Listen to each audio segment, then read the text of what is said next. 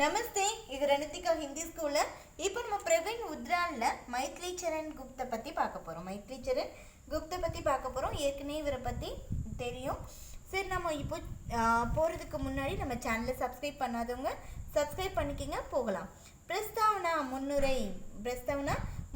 So அவரை பற்றி நிறைய சொல்லலாம். ஸோ இதில் வந்து 3 லைன்ஸ் மட்டும் நான் குறிச்சிருக்கேன். ரொம்ப குட்டி பசங்களாக இருக்கிறவங்க நான் என்ன மார்க் பண்ணியிருக்கேனோ அதை மட்டும் படிச்சுக்கோங்க. श्री मैथिली चरण गुप्त राष्ट्र कवि माने जाते हैं. நம்ம மைத்ரி சரண் குப்தா யார்? ஒரு நேஷனல் போயட். சாஹித் உன்கா நேஷனல் போயட்டா என்னது? தேசிய கவிஞர். சாஹித் உன்கா மகாகாவியக. சாஹித்ங்கிறது அவருடைய ஒரு மகாகாவியம்.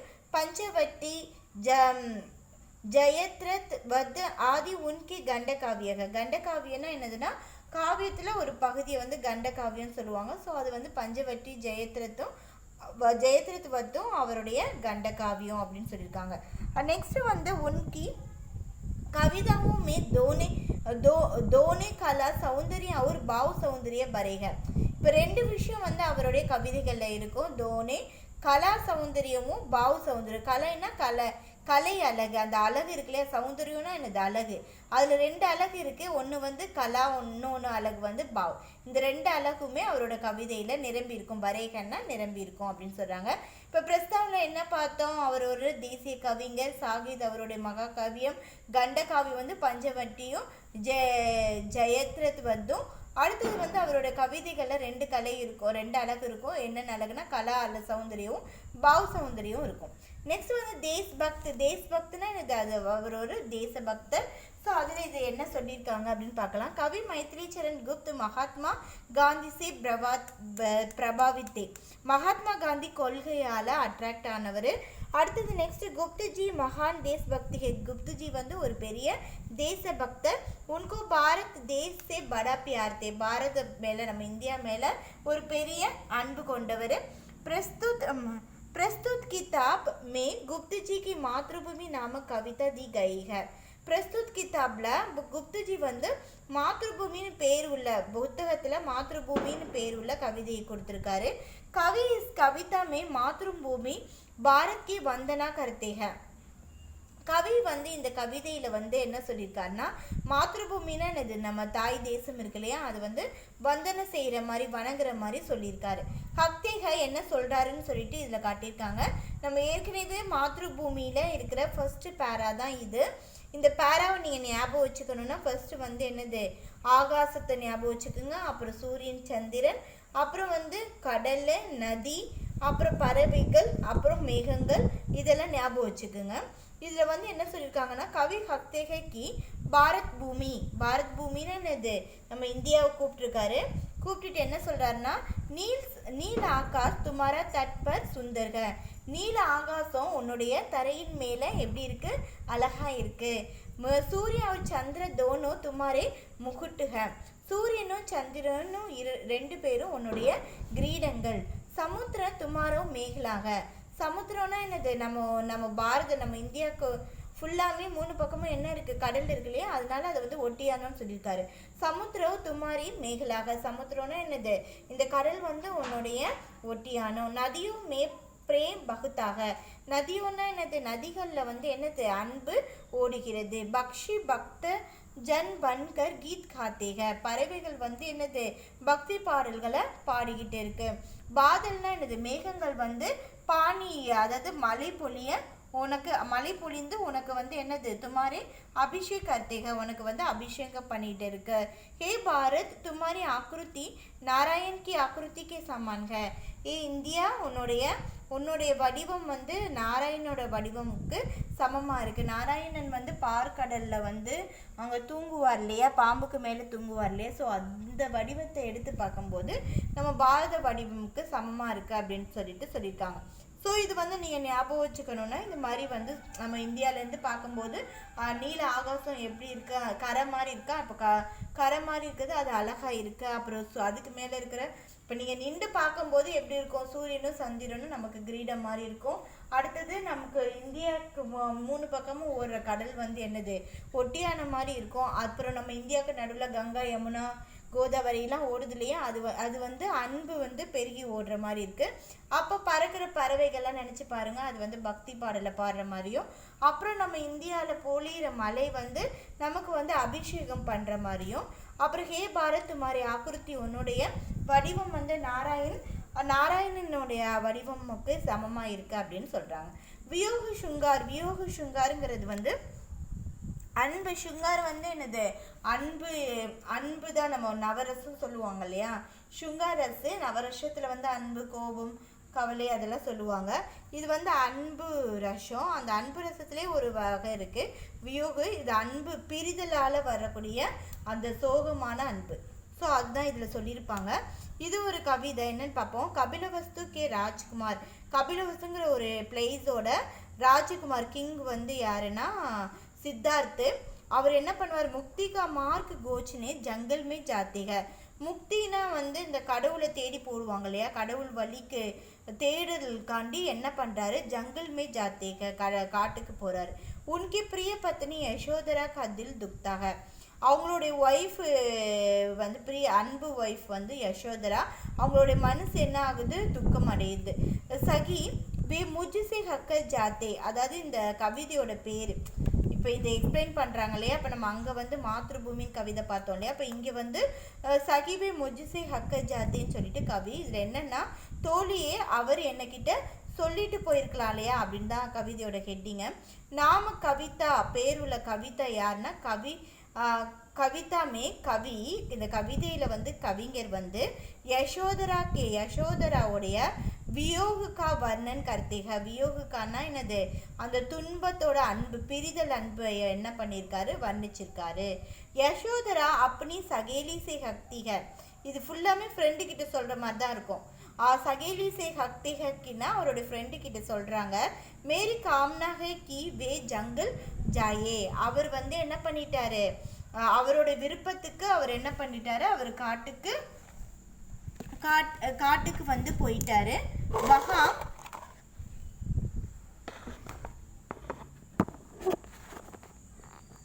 வஹாங் தபஸ்யா கர்கே சிஸ்து பிராப்த் கரே. அவர் வந்து என்னது, தபம் பண்ணி அவர் வந்து புனிதம் அடைகிறதுக்காண்டி என்ன பண்ணிட்டாரு, போயிட்டாரு. மேரி துஹிக்கு கல்பனா கர்கே வே துஹினா ஹோ. என்னோட நான் துக்கம் அடைவேன்னு சொல்லிட்டு அவர் கற்பனையில் கூட அவரும் என்ன பண்ண வேணாம், துக்கம் அடைய வேண்டாம், கவலைப்பட வேண்டாம் அப்படின்ட்டு சொல்றாரு. அவங்களே துக்கமாக தான் இருக்காங்க, இருந்தாலும் ஹஸ்பண்டு அவரும் சொல்லாமல் போயிடுவார், ஒய்ஃப் கிட்ட சொல்லாமல் அவர் வந்து கடவுள் தேடி போயிடுவார். சரி, இருந்தாலும் இவங்க என்ன பண்ணுறாங்க, அவர் காட்டுக்கு போனது பரவாயில்ல, அவர் முத்தி அடையிற காண்டி போனது, தவம் பண்ணுறதுக்கு போகிறதுனால பரவாயில்ல, என்னுடைய கற்பனை நினச்ச நான் துக்கம் அடைவேன்னு அவர் நினச்சி என்ன பண்ண வேணாம், அவர் துக்கம் அடைய வேணாம், துகினா ஹோ அப்படின்ட்டு சொல்கிறாங்க. சரியா. வியோக சுங்கார் கா யக அற்புத உதாகரங்க. இதான் வியோக சுங்காருடைய ஒரு அற்புதமான உதாகரணம் வந்து எதுன்னா சகிவே முஜ்சே ஹக்க ஜாத்தேங்கிற கவிதை தான் அப்படின்ட்டு முடிச்சிருக்காங்க. நெக்ஸ்ட் வந்து இது வேண்டாம். அலங்கார் கே காரன் காவிய கா சௌந்தரியப்படுத்தாக.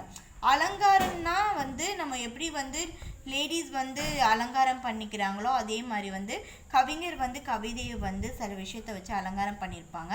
அதனால வந்து அந்த காவியம் வந்து இன்னும் கொஞ்சம் அழகு மெருகூட்டுன்னு சொல்லலாம். அது அலங்கார்க்கே காரன் காவியத்தோடைய அழகு அதிகமாகும். கவிக்கு மாத்ருபூமி கவிதாமே. இப்போ மறுபடியும் பழையபடி மாத்ருபூமி கவிதையில் வந்துட்டாங்க. தேசபக்தத்தில் பார்த்தோம் இல்லையா, அதை கொஞ்சம் இங்கே எக்ஸ்பிளைன் பண்ணியிருப்பாங்க. கவி வந்து மாத்ருபூமி கவிதையில் அலங்காரத்தில் வந்து என்ன பண்ணியிருக்காங்கன்னா, அலங்காரோ கா சுந்தர் பிரயோக் திகாயி படுத்தாக. நம்ம வந்து அலங்காரத்தை வந்து அழகா என்ன பண்ணியிருக்காங்க, பிரயோகம் பண்ணியிருக்கிறத, அதாவது பயன்படுத்தியிருக்கிறத பார்க்கலாம். இஸ் கவிதா மே கவி பாரத் கி ஆக்ருதி கி பகவான் நாராயண் கி ஆக்ருதிக்கு துல்னா கருத்து. இந்த கவிதையில் வந்து அவர் என்ன சொல்லியிருக்காருன்னா, இந்தியாவுடைய வடிவத்தை வந்து பகவான் நாராயணோட வடிவத்தை கூட ஒப்பிட்டு பார்த்துருப்பாரு. அதை துல்னானா கம்பேர் பண்ணியிருப்பாரு.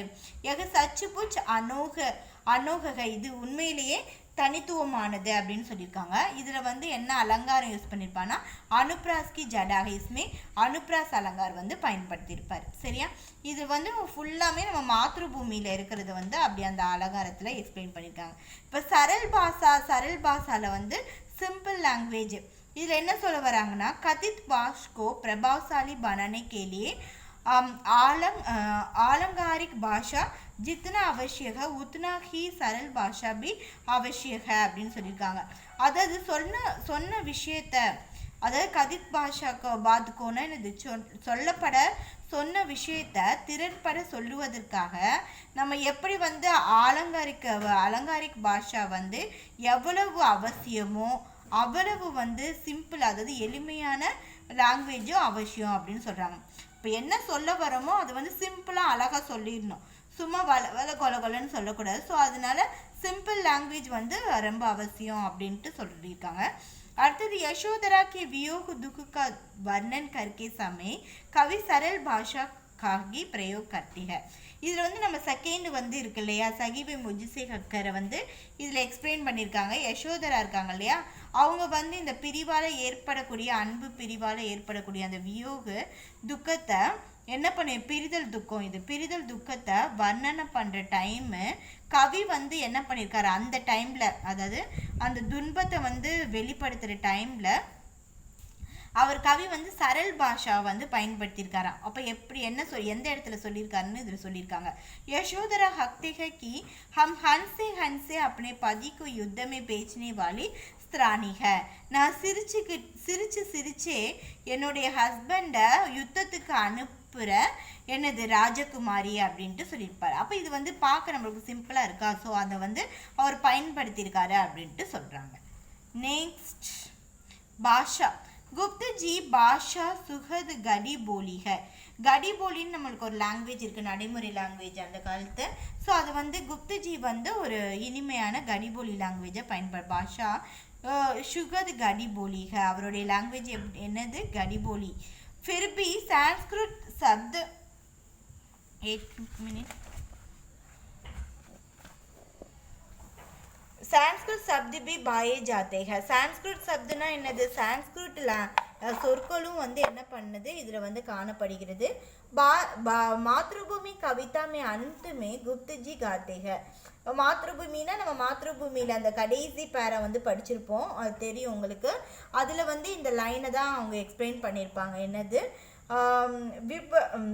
விபௌஷாலினி விஸ்வபாலினி துஹத்ரி ஹை பை நிவாரிணி சாந்தி காரிணி சுகத்ரி ஹ அப்படின்னு சொல்லிட்டு இதான் அந்த லாஸ்ட் பேரா. நம்ம வந்து இந்த பேராவாக நீங்கள் எழுதிக்கிட்டாலும் சரி, இல்லைன்னா நீங்கள் மாத்ருபூமியில் நான் உங்களுக்கு எக்ஸ்பிளைன் பண்ணியிருக்கேன் இல்லையா, அந்த லாஸ்ட்டு இது எக்ஸ்பிளைன் பண்ணியிருப்பேன்.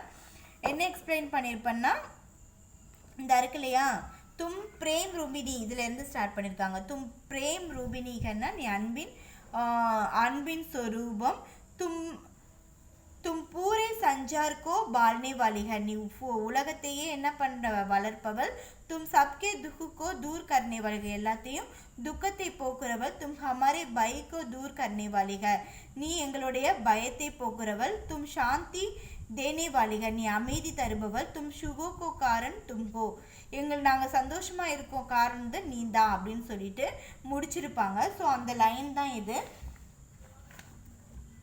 அந்த லைன் தான் இது நீங்கள் வந்து இப்படி நீங்கள் படித்து எழுதிக்கிட்டாலும் சரி, இல்லை மாத்ருபூமியில் உங்களுக்கு நான் எக்ஸ்பிளைன் பண்ணியிருக்கேன் இல்லையா, ஸோ அதை எடுத்து நீங்கள் அந்த பேராவை எடுத்து எழுதிக்கிட்டாலும் சரி. विशेषता गुप्त जी की कविताओं में अलंकारों और भाव सही मात्रा में मिलाई गए हैं.